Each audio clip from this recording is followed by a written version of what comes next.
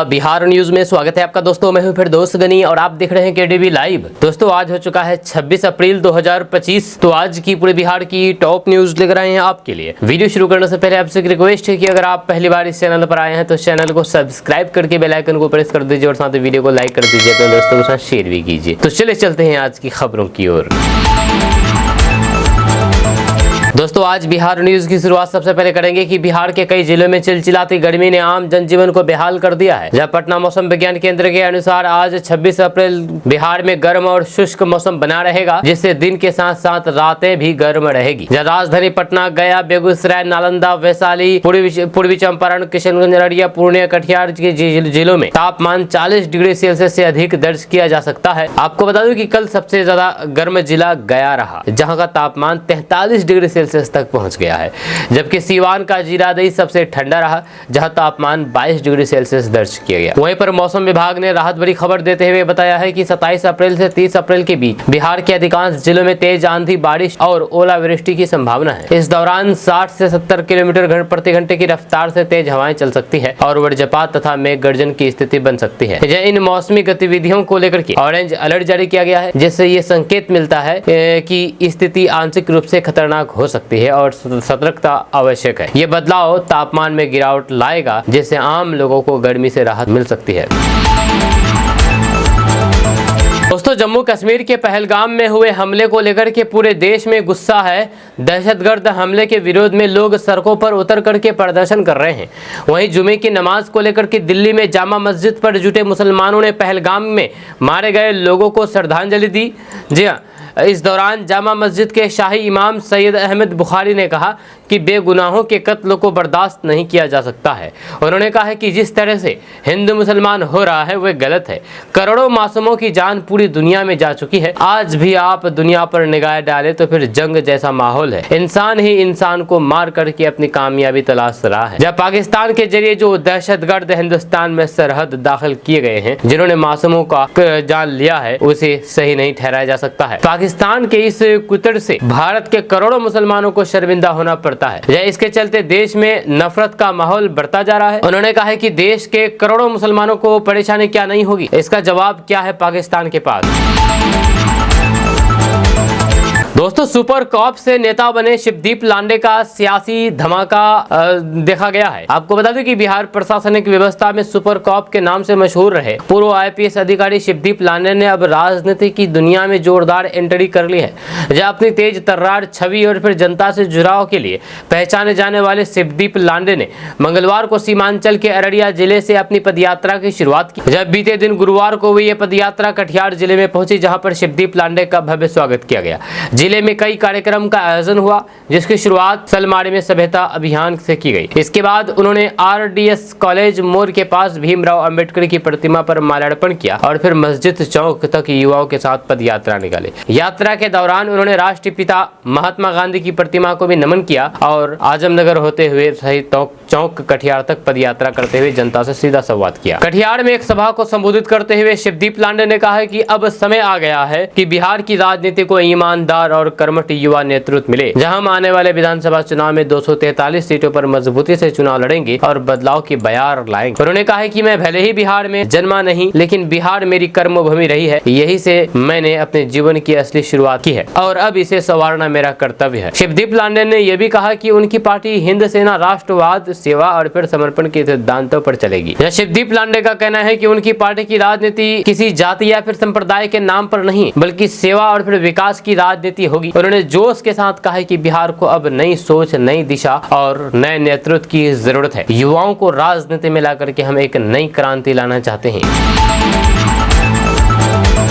दोस्तों बिहार में विधानसभा चुनाव 2025 की सुगबुगाहट के साथ ही राजनीतिक गतिविधियां तेज हो चुकी है। जब पटना स्थित आरजेडी के प्रदेश कार्यालय में पार्टी ने एक उच्च स्तरीय बैठक आयोजित की, जिसमें आगामी चुनाव को लेकर के गहन मंथन हुआ। नेता प्रतिपक्ष तेजस्वी यादव ने बैठक के बाद मीडिया को बताया है कि ये सिर्फ चुनावी रणनीति की बैठक नहीं थी, बल्कि ये पार्टी को जमीनी स्तर पर और फिर मजबूत करने की योजना का हिस्सा भी था। जहाँ उनका कहना था कि पार्टी प्रत्येक विधानसभा क्षेत्र में सम्मेलन आयोजित करेगी, जिससे राजद की विचारधारा जन जन तक पहुंचे। वहीं पर तेजस्वी यादव ने स्पष्ट रूप से कहा है कि 243 विधानसभा क्षेत्र में पार्टी सम्मेलन होंगे। इन सम्मेलनों के माध्यम से पार्टी का कैडर गांव-गांव जाकर के लोगों से सीधे संवाद करेंगे। इस अभियान के तहत हर विधानसभा क्षेत्र में सम्मेलन का आयोजन किया जाएगा। ग्राम स्तर पर कैडर की सक्रियता बढ़ाने पर जोर दिया जाएगा। घर घर तक सामाजिक न्याय का संदेश पहुंचाने का काम किया जाएगा। इस रणनीति का उद्देश्य है जनता से सीधा संपर्क और फिर आरजेडी की नीतियों को आम लोगों तक पहुंचाना, जिससे चुनावी माहौल में पार्टी को मजबूती मिले। बैठक में यह भी स्पष्ट कर दिया गया है कि ये सिर्फ आरजेडी की तैयारी नहीं बल्कि महागठबंधन की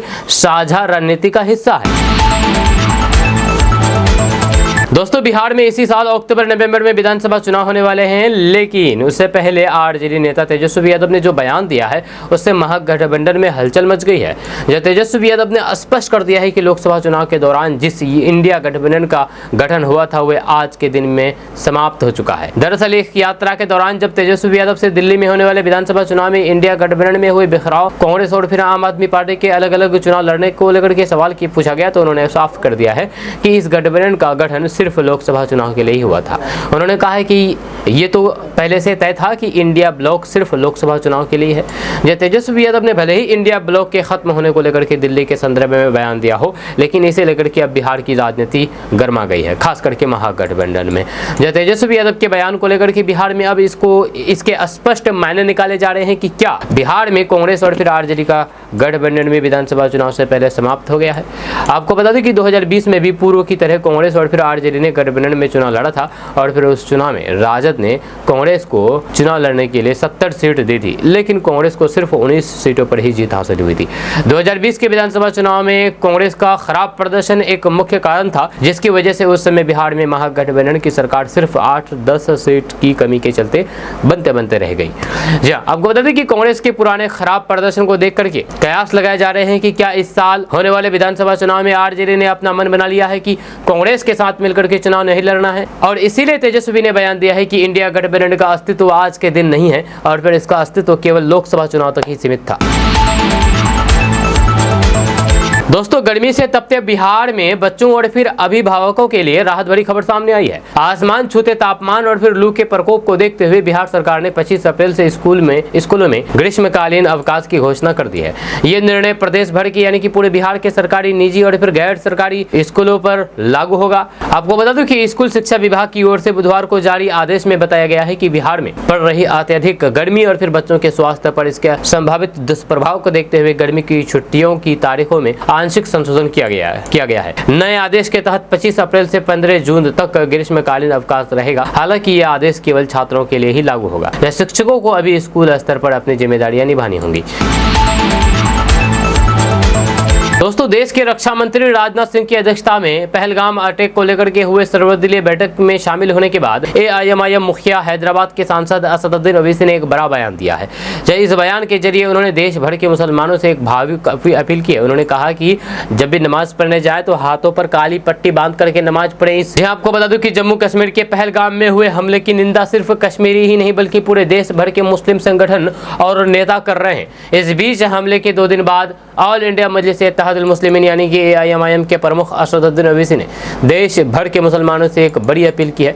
एआईएमआईएम के सांसद असदुद्दीन ओवैसी ने पहलगाम दहशतगर्द हमले को लेकर के अपील करते हुए ट्विटर पर एक वीडियो पोस्ट किया। उन्होंने कहा कि जैसे कि आप सभी जानते हैं कि पाकिस्तान के लश्कर तैयबा के दहशतगर्दियों ने पहलगाम में 27 से ज़्यादा लोगों की जान ले ली है और फिर कई घायल लोग अस्पताल में अपनी ज़िंदगी से जंग लड़ रहे हैं। दोस्तों, पटना के मोकामा टाल क्षेत्र के चाराडी गांव में एक शर्मनाक घटना ने पूरे क्षेत्र में हरकंप मचा दिया है। देश के प्रमुख दलित नेता लोक जनशक्ति पार्टी के संस्थापक और पूर्व केंद्रीय मंत्री स्वर्गीय रामविलास पासवान की प्रतिमा को असामाजिक तत्वों ने क्षतिग्रस्त कर दिया। इस घटना ने न केवल स्थानीय समुदाय में आक्रोश पैदा किया बल्कि मोकामा से लेकर के दिल्ली तक राजनीतिक और फिर सामाजिक हलकों में गहरी नाराजगी और चिंता की लहर दौड़ गई है।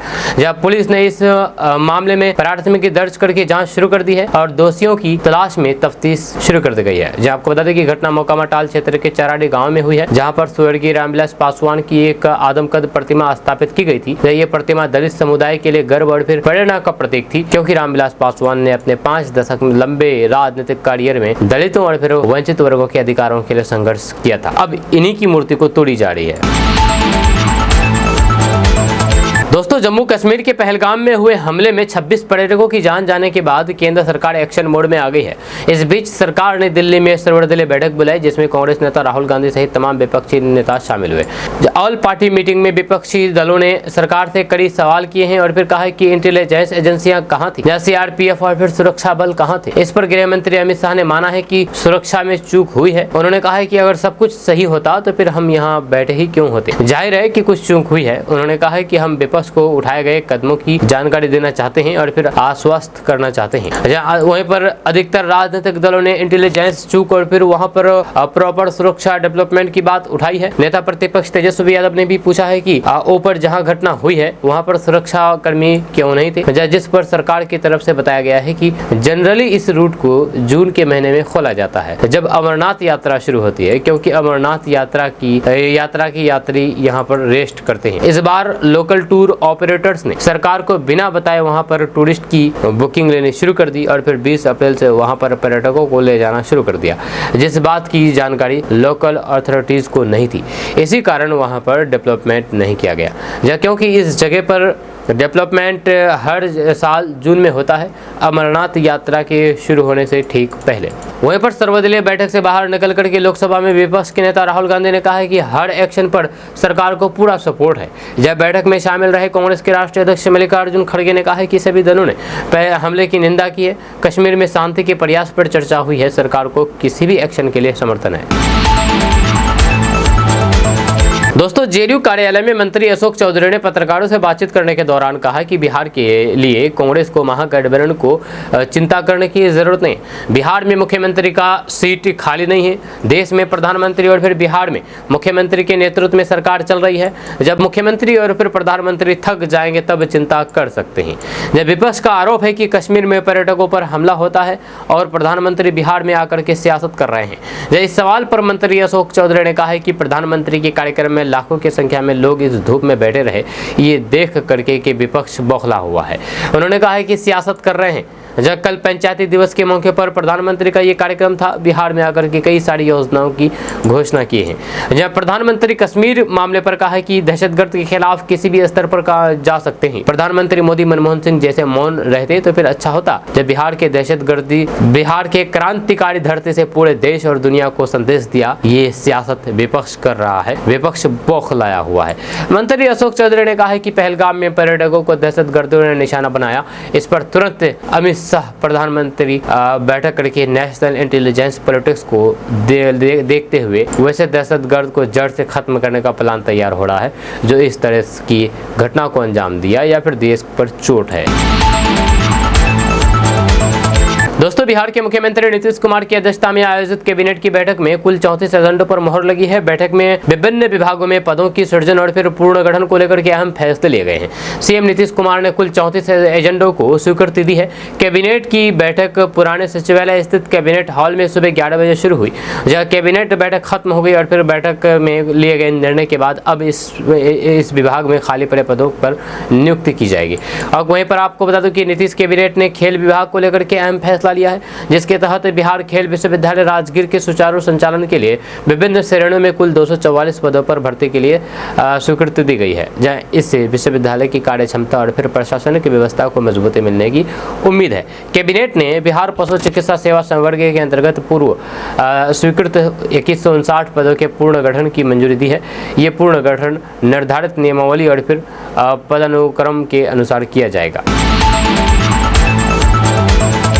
दोस्तों, बिहार में नेता प्रतिपक्ष और आरजेडी नेता तेजस्वी यादव राजधानी पटना में महागठबंधन की बैठक में भाग लेने के बाद पहलगाम की घटनाओं को लेकर के चुनाव तक सभी मुद्दों पर बात की है। तेजस्वी यादव ने एक के बाद एक सभी मुद्दों पर अपनी राय रखी है। उन्होंने पहलगाम में हुए हमले को लेकर के खुफिया विफलता बताया है और पूछा है कि इसकी जिम्मेदारी किसकी है। करीब 2 घंटे तक चली महागठबंधन की बैठक के बाद तेजस्वी यादव ने प्रेस कॉन्फ्रेंस को संबोधित किया। तेजस्वी यादव ने कहा है कि पहलगाम में हुए हमले के विरोध में कल कैंडल मार्च निकालने का फैसला किया है। ये आयकर चौराहे से डाक बंगला चौराहे तक जो होगा आज। इसके साथ ही तेजस्वी यादव ने अपने संबोधन में कई सवाल भी उठाए हैं। तेजस्वी यादव ने कहा है कि पहलगाम में मृतक नौसेना अधिकारी की बहन ने बताया है कि 1 घंटे से अधिक समय तक कोई भी मदद नहीं मिली। सवाल यह है कि पहलगाम संवेदनशील क्षेत्र होने के बावजूद भी वहां पर सुरक्षा व्यवस्था क्यों नहीं थी? इस हमले की जिम्मेदारी आखिर कौन लेगा? वहीं पर तेजस्वी यादव ने केंद्र सरकार पर भी हमला बोला है। उन्होंने कहा है कि केंद्र सरकार विपक्ष के खिलाफ सभी एजेंसियों का इस्तेमाल कर रही है, लेकिन ऐसी गतिविधियों के लिए एजेंसियां क्या कर रही थी? इतनी बड़ी घटना में खुफिया विफलता हुई है, इसकी जिम्मेदारी कौन लेगा? देश जानना चाहता है कि पुलवामा में हमने अपने जवान खोए, लेकिन सच्चाई अभी भी सामने नहीं आई है। दोस्तों, बिहार के मुख्यमंत्री नीतीश कुमार की अध्यक्षता में बिहार कैबिनेट की अहम बैठक हुई। इस बैठक में कई एजेंडों पर मोहर लगी है। नीतीश कैबिनेट की बैठक सुबह 11 बजे से पुराने सचिवालय स्थित कैबिनेट हॉल में हुई है, जहां हालांकि पहले ये बैठक शाम 4 बजे प्रस्तावित थी, लेकिन अंतिम समय में इसका समय बदल दिया गया। नीतीश कैबिनेट की बैठक में कुल 34 एजेंडों पर मोहर लगी है। सरकार ने कई अहम फैसले लिए हैं। लगभग 17 दिनों के बाद आज नीतीश कैबिनेट की बैठक हुई है। इसके पहले 8 अप्रैल को नीतीश कैबिनेट की बैठक हुई थी, जिसमें कुल 27 एजेंडों पर मोहर लगी थी। वहीं पर आज कुल 34 एजेंडों पर मोहर लगी है। इस बैठक में मधुबनी, वीरपुर, मुंगेर, वाल्मीकिनगर, भागलपुर और सहरसा हवाई अड्डे के निर्माण के लिए कुल 2,43,17,476 रुपए की मंजूरी मिली है। ये राशि अग्रिम शुल्क के रूप में जीएसटी सहित मिली है।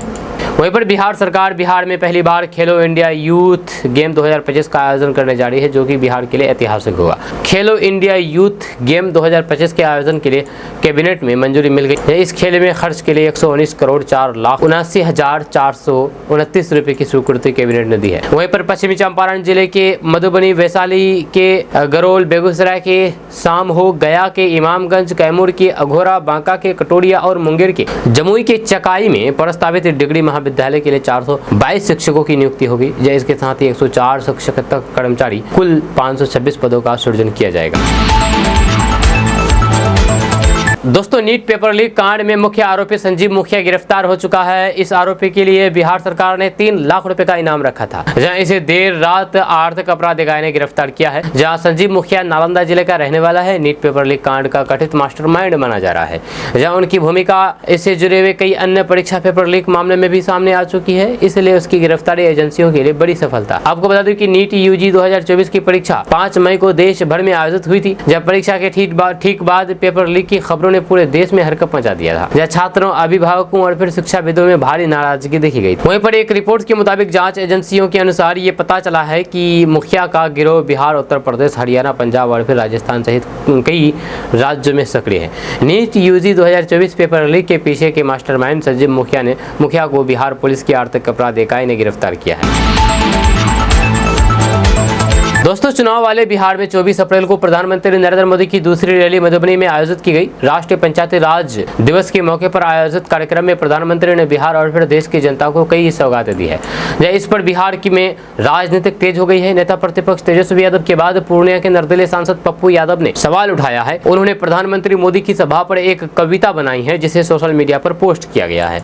पप्पू यादव ने सोशल मीडिया पर लिखा कि प्रधानमंत्री जी, ये अक्षम्य अपराध है, पूरा देश शौक में डूबा है। आप बिहार में आकर के राजनीति रैली कर रहे हैं, मंच पर बैठी हंसी खुशी के माहौल में ठहाके मार रहे हैं। कैसा शौक मना रहे हैं आप? पीड़ित परिवारों की असह वेदना का आप लोगों के पत्थर दिल पर कोई भी असर नहीं है। आपको बता दें कि पहलगाम में हुए हमले में करीब कई लोगों की जान चली गई थी, 26-27 लोगों की। हालांकि इस कार्यक्रम को तामझाम और फिर लाव लश्कर से बिल्कुल दूर रखा गया था, जो कि मोदी का जो कार्यक्रम हुआ था। फिलहाल सादे समारोह में पीएम मोदी ने 13,480 करोड़ रुपए की सौगातें जनता को दिया। पीएम मोदी ने भाषण से पहले पहलगाम कांड के शिकार लोगों को श्रद्धांजलि दी और उनके परिवारों के प्रति संवेदना व्यक्त की। कार्यक्रम में किसी को माला तक नहीं पहनाया गया। दोस्तों, बिहार में इसी साल विधानसभा चुनाव होने वाले हैं, जिसे लेकर के सभी राजनीतिक दलों ने कमर कस ली है। सत्ता पक्ष और विपक्ष सभी चुनावों की रणनीति बनाने में लगे हुए हैं। वहीं पर महागठबंधन के नेताओं की भी बैठक जारी है। महागठबंधन की ओर से अब तक औपचारिक रूप से सीएम फेस की घोषणा नहीं की गई है, लेकिन आरजेडी नेता तेजस्वी यादव को ही सीएम उम्मीदवार मानते हैं। आरजेडी प्रवक्ता मृत्युंजय तिवारी ने एक न्यूज चैनल से बातचीत करते हुए कहा कि महागठबंधन की ओर से सीएम का चेहरा तेजस्वी यादव ही होंगे। इसमें कहीं कोई भी कंफ्यूजन नहीं है। जो लोग इस बात को नहीं समझ रहे हैं, वे अनाड़ी है। उन्होंने कहा है कि जनता की पसंद तेजस्वी यादव ही है, इस बात से कोई भी इनकार नहीं कर सकता। जो नहीं समझ पा रहे हैं वह अनाड़ी है। मृत्युंजय तिवारी ने कहा है कि तेजस्वी यादव के नाम की घोषणा सोनिया गांधी, राहुल गांधी ने पहले ही कर दी है। जब बिहार की जमीनी हकीकत किसी को नहीं समझ में आ रही है तो फिर वह राजनीति में अनाड़ी है। आरजेडी प्रवक्ता मृत्युंजय तिवारी ने कहा है कि बिहार की जनता ने तेजस्वी को सीएम मान लिया है। जब तेजस्वी यादव जनता के दिलों पर राज करते हैं, बिहार की जनता तेजस्वी में अपना भविष्य देख रहे हैं। जब तेजस्वी 2025 में महागठबंधन के सीएम का चेहरा है। उन्होंने कहा है कि तेजस्वी यादव के नाम की सुनामी बिहार चुनाव में है। बिहार की जनता की पहली पसंद। दोस्तों, बिहार में तेजी से विकसित हो रहे सड़क नेटवर्क को एक बड़ा बूस्ट मिलने जा रहा है। जब बक्सर से भागलपुर तक प्रस्तावित एक्सप्रेस वे परियोजना की दिशा में अहम कदम बढ़ाते हुए डीपीआर तैयार करने के लिए टेंडर जारी कर दिया गया है। बक्सर भागलपुर एक्सप्रेस वे एक प्रस्तावित हाई स्पीड कॉरिडोर है जो कि बिहार के बक्सर जिले को भागलपुर जिले से जोड़ेगा। ये एक्सप्रेस वे बिहार के औद्योगिक, कृषि और फिर सांस्कृतिक क्षेत्रों को एकीकृत करने में महत्वपूर्ण भूमिका निभाएगा। अनुमान के अनुसार ये लगभग 150 से 200 किलोमीटर लंबा हो सकता है, जो बक्सर से भागलपुर तक कई जिलों को कवर करेगा। ये मार्ग बिहार के प्रमुख शहरों और फिर ग्रामीण क्षेत्रों को जोड़ेगा, जिसमें संभावित हो सकता है कि आरा, बेगूसराय और खगड़िया जैसे जिले शामिल हो सकते हैं। ये एक ग्रीनफील्ड एक्सप्रेस वे होगा, यानी कि इसे पूरी तरीके से नई जमीन पर बनाया जाए, जिससे मौजूदा सड़कों पर निर्भरता कम होगी और फिर यात्रा का समय काफी ज्यादा कम होगा। दोस्तों, बिहार विधानसभा चुनाव 2025 से पहले राजनीतिक सरगर्मियां तेज है। तमाम पार्टियां एक दूसरे पर हमलावर है। नई राजनीतिक पार्टी जनसुराज इन दिनों राजनीतिक रूप से काफी सक्रिय है। उसके नेता संयोजक प्रशांत किशोर बीजेपी से लेकर के आरजेडी और जेडीयू तक के नेताओं के नहीं छोड़ते हैं। इस बार उन्होंने नीतीश के करीबी मंत्री अशोक चौधरी पर जमकर के निशाना साधा है। जमुई में एक प्रेस कॉन्फ्रेंस को संबोधित करते हुए उन्होंने नीतीश सरकार के मंत्री अशोक चौधरी पर कहा है कि अशोक चौधरी का राजनीतिक चरित्र क्या है ये सबको पता है। उन्होंने अपनी बेटी को टिकट खरीद करके सांसद बनवाया। बिहार के किसी नेता या फिर पार्टी में इतनी हिम्मत नहीं है कि वे हम पर 1 रुपये भी लेने का आरोप लगा सके। उन्होंने कहा है कि हम ना तो विधायक है ना सांसद है, नहीं हम बालू माफिया या फिर शराब माफिया के लिए काम करते हैं। हमने जो भी धन अर्जित किया है वो अपनी बुद्धि और मेहनत से किया है। हम जो भी संसाधन खर्च कर रहे हैं वो बिहार के गरीब लोगों के लिए खर्च कर रहे हैं, ताकि पैसे के अभाव में उन्हें राजनीति से दूर न रहना पड़े। दरअसल प्रशांत किशोर 20 मई से जयप्रकाश नारायण के जन्मस्थली सिताब दियारा से बिहार बदलाव यात्रा की शुरुआत करने वाले हैं। उन्होंने कहा है कि जेपी के अधूरे सपने को पूरा करने, बिहार में बदलाव लाने और फिर संपूर्ण क्रांति के रूप में व्यवस्था परिवर्तन के उद्देश्य से ये यात्रा शुरू की जाएगी।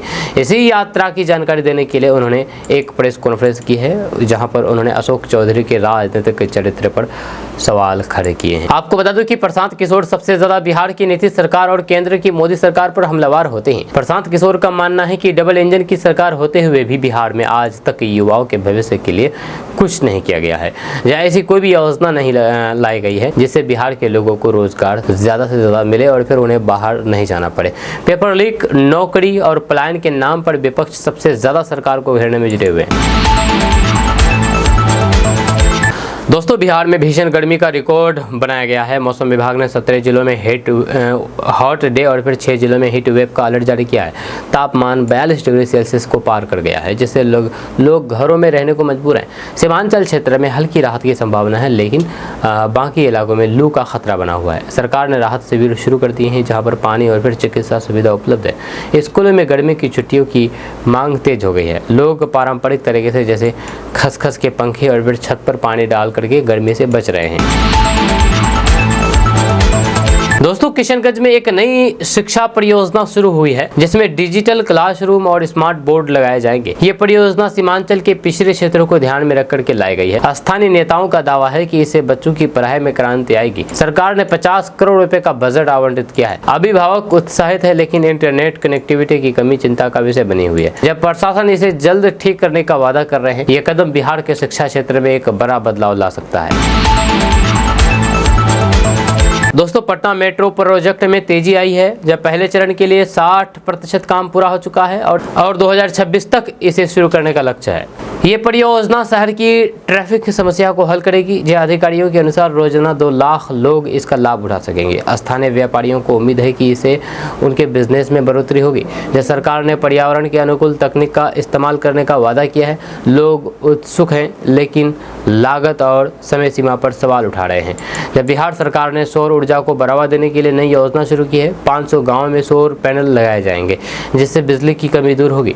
ये परियोजना पर्यावरण संरक्षण और फिर ग्रामीण विकास को लक्ष्य करती है। विशेषज्ञों का कहना है कि ये बिहार को ऊर्जा आत्मनिर्भर बना सकता है। स्थानीय लोग इसे गर्मी में राहत देने वाले मान रहे हैं। यह सरकार ने निजी कंपनियों के साथ साझेदारी की है। ये कदम बिहार को हरित राज्य बनाने की दिशा में एक बड़ा कदम है। दोस्तों, सीमांचल में नई सिंचाई परियोजना की शुरुआत हुई है। 1000 हेक्टेयर जमीन को सिंचित करने का लक्ष्य है जो कि किसानों को फायदा पहुंचाएगा। जब सरकार ने 200 करोड़ रुपए का बजट दिया है, स्थानीय किसान उत्साहित है क्योंकि ये क्षेत्र सूखे से परेशान रहा है। जब विशेषज्ञों का कहना है कि इससे फसलों की पैदावार दुगुनी हो सकती है। परियोजना में ड्रिप सिंचाई तकनीक का इस्तेमाल होगा। ये बिहार के कृषि क्षेत्र में क्रांति ला सकता है। आपको बता दें कि गया में पर्यटक को बढ़ावा देने के लिए नया प्लान लाया गया है। बोध गया और फिर विश्वनाथ मंदिर के आसपास सुविधाएं बढ़ाई जाएगी। जब सरकार ने 150 करोड़ रुपए का निवेश करने का वादा किया है। जब विदेशी पर्यटकों की संख्या बढ़ाने के लिए मार्केटिंग कैंपेन शुरू होगा। स्थानीय व्यापारी इसे आर्थिक उछाल के रूप में देख रहे हैं। मौसम विभाग ने गर्मी के बावजूद भी पर्यटकों के लिए सावधानी बरतने की सलाह दी है। ये कदम बिहार के पर्यटन को नई ऊंचाइयों पर ले जा सकता है। आपको बता दें कि बिहार में राज्य स्तरीय खेल प्रतियोगिता की शुरुआत हुई है। जब पटना, भोजपुर और फिर दरभंगा में 5000 से ज़्यादा खिलाड़ी हिस्सा ले रहे हैं। खिलाड़ी कबड्डी और फिर बैडमिंटन जैसे खेलों में युवा जोश दिखा रहे हैं। ट्रेन का सफर सुकून से कट जाए, इसके लिए लोग कम से कम थर्ड एसी में अपना टिकट कटवाते हैं। लेकिन क्या आप ये सोच सकते हैं कि ट्रेन के जनरल कोच में सुकून से आप यात्रा कर पाएं? जनरल कोच में भीड़ ही इतनी होती है कि लोगों का पैर रखने तक मुश्किल हो जाता है। लेकिन हाल ही में सोशल मीडिया पर वायरल हो रहे एक वीडियो ने इस बात को गलत साबित करके दिखाया है।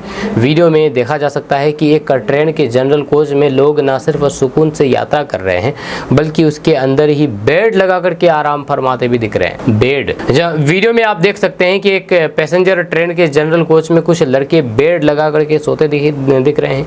वहीं पर पास में 2-3 साइकिल भी खड़ी दिखी गई है। जहाँ देखने से नज़ारा बिहार के तरफ का लग रहा है। ट्रेन में लोगों को ऐसे बेड लगा करके आराम फरमाते देख करके लोग हैरान रह गए हैं। लेकिन नेटिजन ने ये भी माना है कि बिहार में कुछ भी हो सकता है, इसलिए ये भी संभव है। यूँ तो ट्रेन में आप अलग अलग जगहों के लोगों को यात्रा करते हुए देखेंगे, लेकिन इन सब में बिहार के लोगों की बात ही अलग है, निराला है। जब कुछ ऐसा ही अलग अंदाज से अपनी पहचान उजागर करने वाले बिहार के लोगों को बड़ी ही आसानी से पहचाना जा सकता है। जहाँ सोशल मीडिया प्लेटफॉर्म इंस्टाग्राम पर इस वीडियो को पोस्ट किया गया है, जैसे कि आप अपने मोबाइल स्क्रीन पर देख सकते हैं। इस वीडियो के वायरल होने के बाद लोग कमेंट करके अपनी तरह के प्रतिक्रिया दे रहे हैं, जहां पर कुछ यूज़र्स ने इसे मज़ेदार बताते हुए कहा कि बिहार में ट्रेनों के अंदर इस तरह के नज़ारे देखना बेहद ही आम बात है। जब बेड छोड़िए, वहाँ के लोग घास ढोने के लिए भी ट्रेन का इस्तेमाल करते हैं। एक यूज़र ने वीडियो पर कमेंट करते हुए लिखा है कि भारत के लोग जुगाड़ में माहिर होते हैं, लेकिन प्रो जुगाड़ी सिर्फ एक बिहारी हो सकता है। दूसरे ने लिखा है कि इन्होंने तो ट्रेन को ही होटल बना दिया है। दोस्तों, बिहार पुलिस भले ही खुद को हाईटेक बताती हो, लेकिन ज़मीनी हकीकत कुछ और ही बयां करती है। अगर हम बिहार के भोजपुर पुलिस की बात करें तो फिर भोजपुर में एक थाना ऐसा भी है जहां पर थानाध्यक्ष सहित कई अधिकारी सिपाही तो तैनात है, लेकिन थाने में हाजत नहीं है। ऐसे में थाने से कई बार कैदी फरार हो जाते हैं और उन्हें कड़ी मुशक्कत के बाद पकड़ा जाता है। हम बात कर रहे हैं भोजपुर जिले के चर्चित गिधा थाने की, जो हमेशा से सुर्खियों में बना रहता है। भोजपुर जिले के गिधा थाना एक ऐसा थाना है जिसमें ना तो महिला हाजत है और न ही पुरुष हाजत, इसलिए आए दिन यहाँ से कैदियों के भागने की चर्चाएं जोर शोर से होती रहती है। एक घटना यहाँ फिर से देखने को मिली है, जब नशे के हालात में हंगामा कर रहे एक शराबी को पुलिस पकड़ करके थाने ले आती है और उसे ऐसे ही थाना परिसर में बैठा देती है, जिसके बाद वे मौके का फायदा उठा करके थाना परिसर से रफू चक्कर हो जाता है, भाग जाता है। शराबी के भागते ही थाना में मौजूद अधिकारियों के बीच हरकत मच गया। बीते दिनों ऐसा ही इस थाने से एक कैदी हथकड़ी से लेकर ही फरार हो गया था, जिसे 10 घंटे बाद भारी मशक्कत के बाद पकड़ा गया। और फिर जब थानाध्यक्ष से इस बारे में पूछा गया तो फिर थानाध्यक्ष ने जवाब दिया है कि वह कहीं घूमने चला गया था, फिर वापस आ गया। दोस्तों, बिहार के एक राजनीतिक घराने से ताल्लुक़ रखने वाली एक हसीना आज बॉलीवुड की सबसे चर्चित और ग्लैमरस अभिनेत्रियों में शुमार है। 16 साल पहले जब उन्होंने फिल्म इंडस्ट्री में कदम रखा था, तब किसी ने नहीं सोचा था कि सिर्फ अपनी खूबसूरती और फिर स्टाइल से ये अभिनेत्री लाखों दिलों की धड़कन बन जाएगी। जब पहले ही फिल्म से उन्हें पहचान मिली और आज वे बॉलीवुड की सबसे चर्चित ग्लैमर डॉल्स में से एक हैं। हम बात कर रहे हैं नेहा शर्मा की, जो बिहार विधानसभा के भागलपुर से कांग्रेस विधायक अजित शर्मा की बेटी है। नेहा शर्मा ने जब से बॉलीवुड में डेब्यू किया है, तब से लेकर के अब तक उनका हुस्न, अंदाज और फैशन सेंस हमेशा सुर्खियों में बना रहता है। तो आइए हम इसके बारे में कुछ आपको बातें बताते हैं, क्योंकि ये खबर इसलिए बताई जाती है क्योंकि ये बिहार के राजनीतिक घराने से संबंध रखती है। नेहा शर्मा अजित शर्मा की बेटी है, जो कि भागलपुर से विधायक हैं। आपको बता दूं कि नेहा शर्मा ने अपने करियर की शुरुआत 2007 में तेलुगु फिल्म चिरुथा से की थी, लेकिन हिंदी सिनेमा में उन्होंने 2010 में फिल्म कुरुक से कदम रखा। फिल्म में उनके अपोजिट थे इमरान हाशमी। फिल्म भले ही बॉक्स ऑफिस पर बड़ी हिट ना हो, लेकिन नेहा की एक्टिंग और फिर ग्लैमरस लुक ने उन्हें रातों रात नेशनल क्रश बना दिया। नेहा शर्मा ने अपने करियर में कई बड़े सितारों के साथ स्क्रीन शेयर की है, जैसे जैकी भगवानी, नवाजुद्दीन सिद्दीकी और अर्जुन कपूर। उन्होंने क्या सुपर कूल है हम, यंगिस्तान, तुम बिन टू, तानाजी जैसी फिल्मों में काम किया है, लेकिन ज़्यादातर फिल्मों में उनका किरदार ग्लैमर तक ही सीमित रहा। आज 16 साल के बाद भी वे इंडस्ट्री में बनी हुई है, मगर लीड रोल में कोई भी बड़ी हिट उनके नाम नहीं है। यह नेहा शर्मा मूल रूप से बिहार की रहने वाली है, बिहार के भागलपुर की। उन्होंने फैशन डिजाइनिंग की पढ़ाई NIFT से की थी, लेकिन फिल्मों की तरफ एक रुझान उन्हें मायनगरी में ले आया। उनके पिता अजित शर्मा एक जाने माने कांग्रेसी नेता है और वर्तमान में भी वे विधायक है भागलपुर से।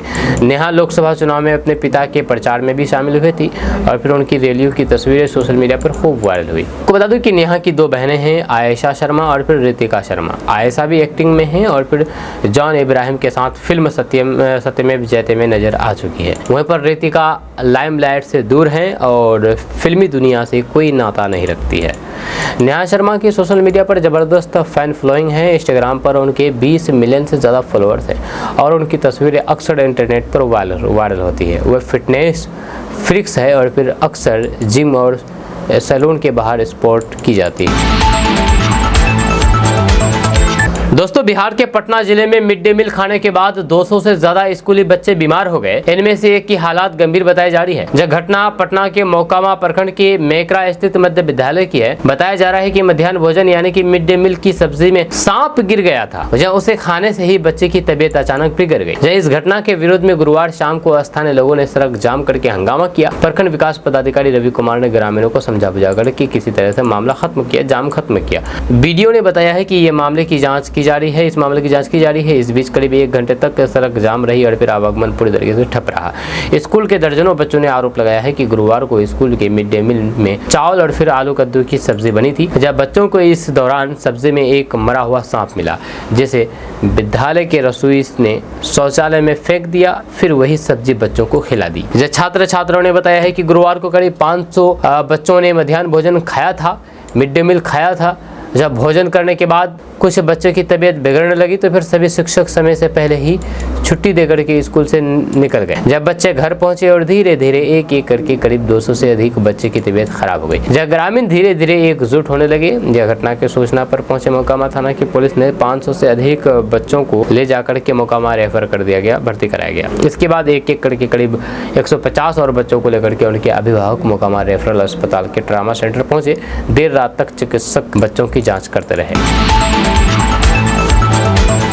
दोस्तों, बिहार में एक ऐसे गांव है जो IIT फैक्ट्री के नाम से मशहूर है। ऐसा इसलिए क्योंकि इस गांव से आज तक देश को सैकड़ों इंजीनियर मिल चुके हैं। जहां हर साल JEE मेंस के रिजल्ट के बाद बिहार के इस खास जगह की ओर सभी का ध्यान जाता है कि आखिर यहाँ से कितने बच्चे हर बार कैसे निकलते हैं।